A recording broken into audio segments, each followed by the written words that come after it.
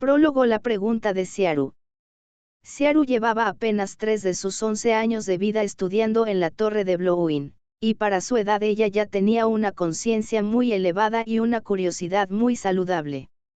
En ese instante ella se encontraba meditabunda en una de las ventanas de la parte superior de la torre. Su tutor, un viejo hechicero calvo, de nombre Seratis, vestido con una impresionante gabardina de cuero color café que llegaba hasta el suelo y unos guantes negros, se encontraba leyendo un libro en voz alta que contaba acerca de las propiedades del elemento tiempo.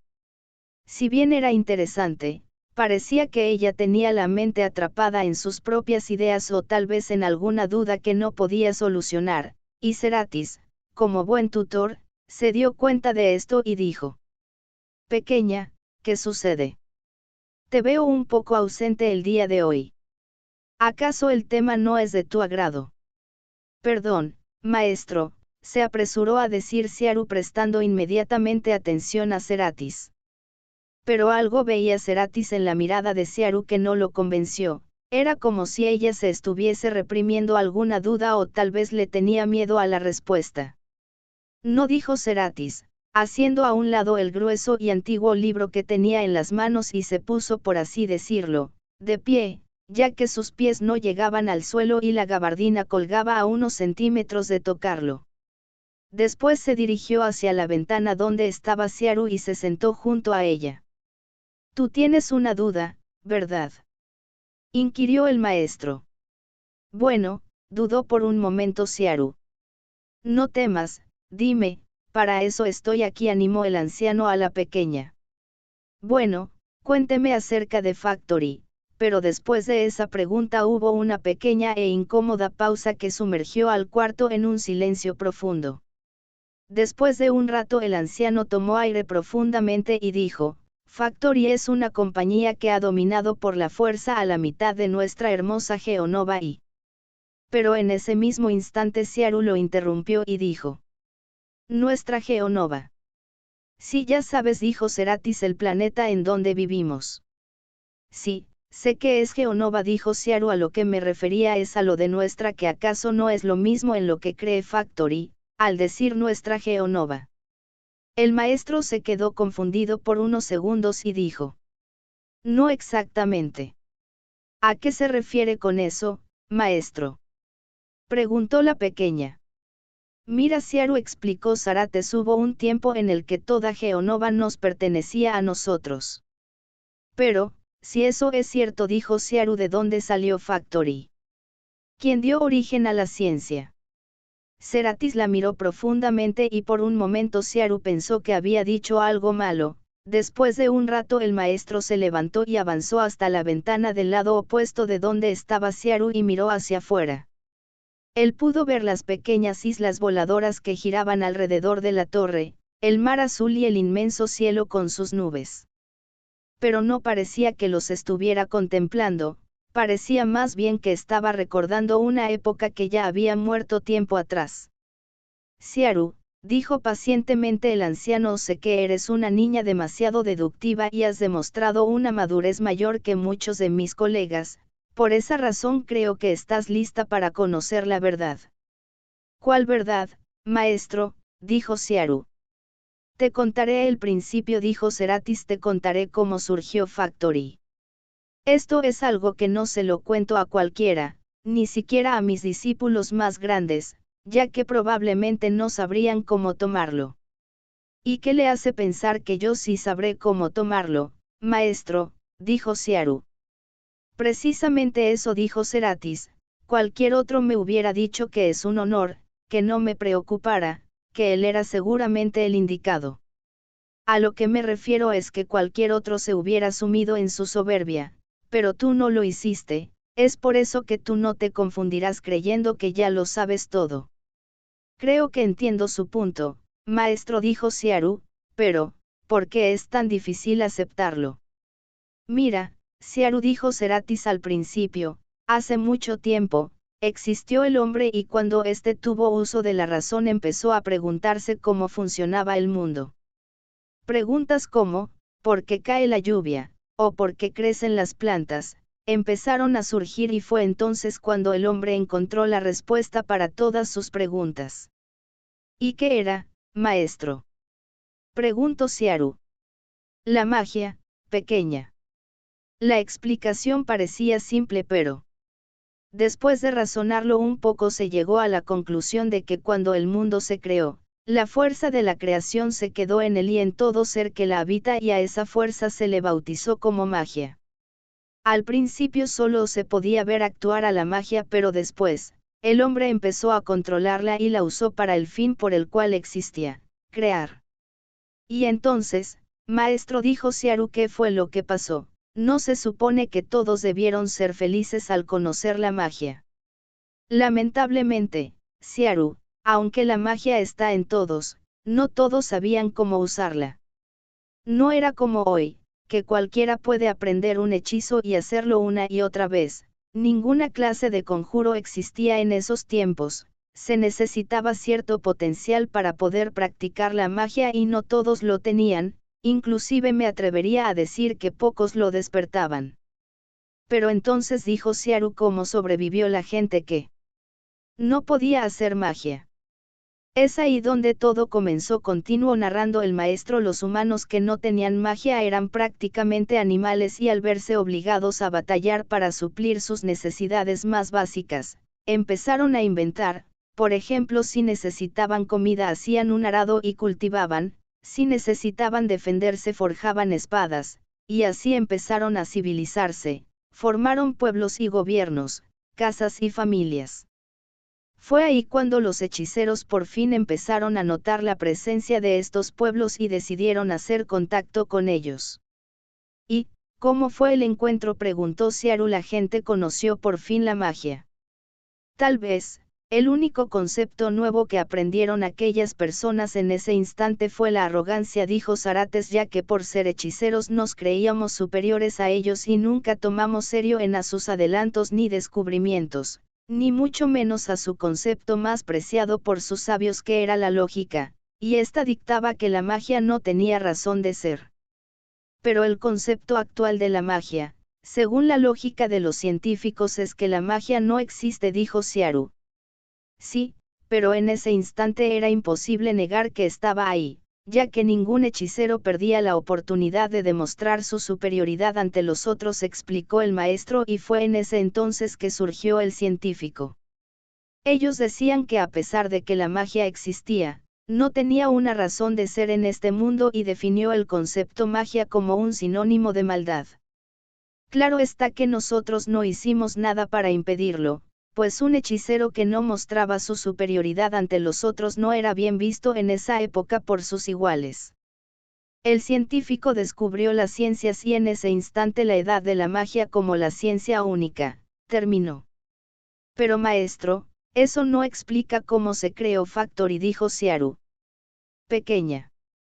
Factory ya estaba creada desde ese entonces, dijo Seratis, pero eso nosotros no lo sabíamos. En fin, después siguió una era llamada el inventalismo y todos los conocimientos de los científicos empezaron a aumentar. En ese mismo instante, la raza ángel se había incorporado, lenta pero seguramente, al bando de los hechiceros y mostraron grandes aptitudes para la magia, aunque por supuesto, ellos también se hicieron arrogantes como nosotros. Y entonces llegó el día. ¿Qué día fue ese, maestro? ¿Qué fue lo que sucedió?, preguntó asustada Xiaoru. Fue el día en que un científico inventó las armas de proyectil, aun y cuando no eran tan avanzadas como las de hoy, fue más que suficiente para que uno de ellos matara a 3 hechiceros. Claro que esto tomó por sorpresa a todos, pero por desgracia nosotros seguíamos sumergidos en nuestra arrogancia y los científicos pasaron de ser molestos estorbos a peligrosas oponentes. ¿Y entonces, qué hicieron? ¿Acaso hablaron con ellos?, preguntó Xiaoru. No, pequeña, continuó el maestro, primero pensamos en matarlos a todos hasta que no quedara ni uno, pero eso los hubiera hecho quedar como unos mártires y otros seguirían su ejemplo, así que lo que hicimos fue mucho peor, tomamos a todos los científicos y a sus seguidores y los exiliamos. Y los dejaron en algún otro continente lejos de los hechiceros, dijo Xiaru. No, Xiaru, dijo Ceratis, la intención era que no sobrevivieran y sabíamos el lugar justo para que eso pasara. Ese lugar era la isla de Kehart. Verás, la segunda luna de Geonova, que casi nadie la conoce en el lado libre, se llama Yoru y esta gira a la misma velocidad que gira Geonova, por eso Yoru creaba un eclipse de sol permanente en la isla de Kehart. Esto impedía que la mayor parte de las plantas crecieran en ese lugar y prácticamente ningún animal la habitaba. Ahí es donde fueron abandonados los científicos. Pero, ¿por qué? ¿Por qué matarlos a todos? No entiendo. Se preguntó Xiaru. Porque no entendíamos, dijo el maestro, y porque todo lo que no entendíamos nos causaba temor. Después de todo, nuestros poderes como hechiceros no nos libraban de ser humanos. Pero, ¿y la raza ángel, maestro, qué hicieron ellos?, cuestionó Xiaru.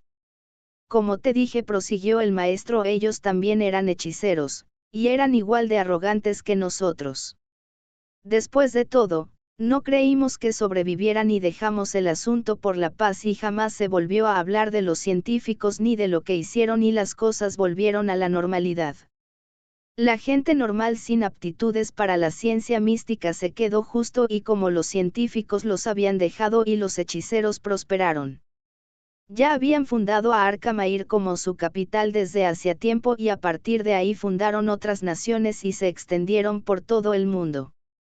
Pasaron los siglos y todos los testigos de lo que habíamos hecho, inclusive los ángeles más viejos, ya habían dejado este mundo, y fue entonces que cayó en el olvido lo que hicimos y por eso nunca nos esperamos lo que pasó después, exactó el Xiaru. Eso mismo fue lo que pasó, pero la tecnología de ellos, después de siglos de desarrollo sin interrupción, creó las naves colonia, los Cyber Soldiers y las armas de fuego, así como todas las naves de aire, mar y tierra de Factory.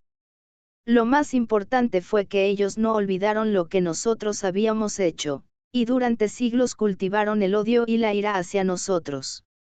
¿Acaso los científicos volvieron, maestro?, se apresuró a decir Xiaru. Pero, ¿por qué avanzaron tan rápido? ¿Por qué cayeron nuestras ciudades sin oponer resistencia? ¿Acaso no hubo alguien que les hiciera frente?, preguntó la pequeña. Los hechiceros no teníamos ninguna clase de ejército, ni nada parecido. ¿Para qué? No teníamos enemigos, explicó Ceratis, así que la batalla en cada ciudad que conquistaban no duraba mucho. Los que no eran asesinados eran esclavizados y, una a una, las ciudades alrededor de la isla de Kehart fueron tomadas por Factory. Entonces, ¿qué los detuvo?, dijo Xiaru.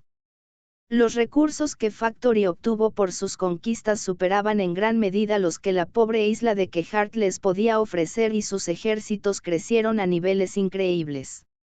Tal parecía que nada iba a detenerlos, y fue ahí cuando nuestra vanidad acabó. Nos unimos con los demás por un ideal en común, que era detener el avance de Factory. En esa época los únicos que decidieron prestarnos ayuda fueron los ninjas, los espadachines y los fighter. Entonces hubo una alianza y entre todos los detuvieron, ¿verdad?, preguntó Xiaru. No, Xiaru, dijo Ceratis, sumábamos miles, pero éramos rivales para las hordas que parecían interminables de soldados cibernéticos y naves. Además, las guerras que ya habían durado 200 años habían diezmado la mitad de la población de hechiceros del mundo, así que teníamos que buscar un nuevo poder para combatirlos. ¿Qué clase de poder podría combatirlos ahora, maestro? ¿Acaso esa magia existía?, dijo la pequeña. Era una leyenda más que un poder. Lo que nos ayudó, Xiaru, dijo Ceratis, ya que teníamos bajo nuestro control una inscripción que podía manejar el fuego. Esa inscripción se encontró por un poderoso maestro hechicero. ¿Y ese era el poder al que se refería, maestro?, preguntó Xiaru. Sí, pero recuerda que existen 8 elementos de la magia, Xiaru, le contestó Ceratis. Entonces por ende debían existir otras 7 y si el poder de una era grande, entonces 8 nos asegurarían la victoria. Y nos dimos a la tarea de buscarlas, lo cual con los poderes de los hechiceros de antes no fue muy difícil, y así una alianza entre hechiceros, espadachines, ninjas y fighters marchó al frente de batalla. Y ayudados con las 6 inscripciones, pudimos. Pero, maestro, interrumpió Xiaru, ¿no dijo usted que eran 8 elementos de la magia? Sí, contestó el maestro, pero las inscripciones de los elementos caos y Ope nunca fueron encontradas, así que tuvimos que conformarnos con solo 6 elementos que eran, tierra, viento, agua diagonal hielo, fuego, tiempo y trueno. Pero fue suficiente para acabar con todo el ejército de Factory. Entonces, si ganamos porque sigue existiendo Factory. Dijo Xiaru, ¿no se supone que habíamos derrotado a todo su ejército? Sí, dijo Ceratis, pero, ¿a qué precio? Miles de fighter y espadachines habían muerto, y solo unos años después, Factory tomó venganza contra los ninjas y casi los destruyeron a todos. Además, la mayor parte de nuestros mejores y más sabios maestros murieron y con ellos muchos de nuestros secretos que se habían pasado ininterrumpidamente de generación en generación se perdieron. En resumen, quedamos tan debilitados los dos bandos que lo único que pudimos hacer fue retirarnos y lamer nuestras heridas, y fue así que el mundo quedó dividido en dos. Así que, dijo Xiaru pensativa, nosotros creamos a Factory después de todo. Dime, Xiaru, dijo Ceratis, ¿por qué te nació preguntarme acerca de Factory? Bueno, realmente no recuerdo mucho de mi vida antes de que el anciano Lan me trajera a Blowin, dijo Xiaru. Lo siento, se apresuró a decir Ceratis. No. Está bien, dijo Xiaru, de todas formas es algo que no me gustaría recordar y que de hecho ya me había empezado a olvidar de ello, hasta la mañana del día de hoy. ¿Y qué fue lo que te lo recordó, pequeña?, inquirió Ceratis. Fue una pesadilla que tuve anoche, dijo Xiaru. En esa pesadilla las tropas de Factory arrasaban con toda una villa y veía de una forma vívida cómo los soldados mataban a hombres, mujeres y niños, cómo destruyeron las casas y luego, en ese entonces Xiaru estalló en lágrimas y luego descubrí al despertar que no era un sueño, sino un recuerdo. Ya, pequeña, dijo Ceratis abrazándola como si fuera un abuelo cariñoso, eso fue el pasado y ya se quedó atrás, existen cosas que se deben dejar atrás. Cuando el anciano Lan te trajo aquí, él nos explicó que había sido la única sobreviviente de aquel ataque y en ese instante eras muy pequeña, tenías 8 años y tal vez por eso no te acordabas. No, maestro. Se equivoca, contestó Xiaru inconscientemente, siempre lo he recordado y siempre me he preguntado qué les hicimos para que nos odiaran tanto. Ahora comprendo que al final de cuentas, nosotros tenemos en parte la culpa. No, Xiaru, eso es un error, dijo el maestro, no es que esté excusando las acciones que se cometieron en el pasado, pero lo que ha hecho Factory no tiene nombre. Esto ha ido más allá de cualquier venganza o retribución. Xiaru, lo peor que podemos hacer es no hacer nada. ¿Y qué es lo que debemos hacer, maestro?, dijo Xiaru. Continuar hasta el final del camino, dijo el maestro, es lo mejor que podemos hacer.